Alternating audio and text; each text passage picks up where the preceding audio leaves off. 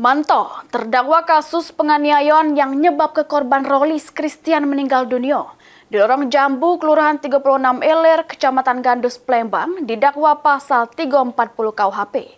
Saksi sebut terdakwa tak senang korban bercerita dengan suara besar. Pasal 37 Ilir, Kecamatan Gandus, Kota Palembang. Manto, terdakwa kasus penganiayaan yang menyebabkan korban Rolis Christian meninggal dunia di Lorong Jambu, Kelurahan 36 Ilir, Kecamatan Gandus, Palembang, balik lagi digelar di Pengadilan Negeri Palembang.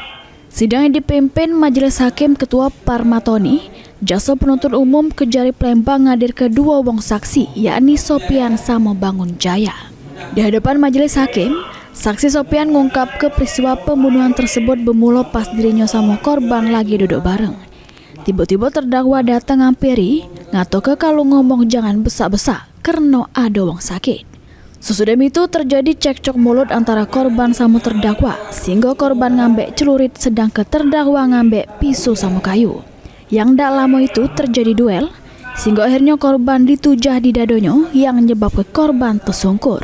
Masa dikata ke saksi, korban sempat dilari ke rumah sakit, tapi nyawanya tak bisa tertolong lagi. Ya, tidak masalah kita minum kita Tersinggung dia. ya singgung kami ngomong kami misalnya Apa kalian menceritakan dia? tidak Nah, terus apa yang terjadi setelah itu?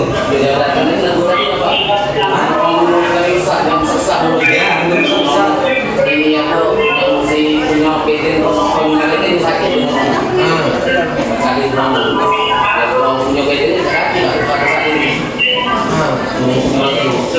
langsung dia ngomong langsung ngajak single dia ngomong Macam berantem. dia berantem dia Pak.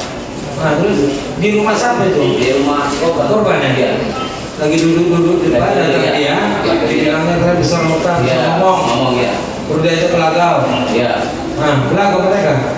jika tantangan mana Pak Nah, apakah mereka ada masalah sebelumnya? ada Serius? Sebelumnya, terdakwa Jaksa Penuntut Umum ngatoke kalau perbuatan terdakwa Manto diancam pidana pasal 340 KUHP. Heru Wahyudi, PAL TV.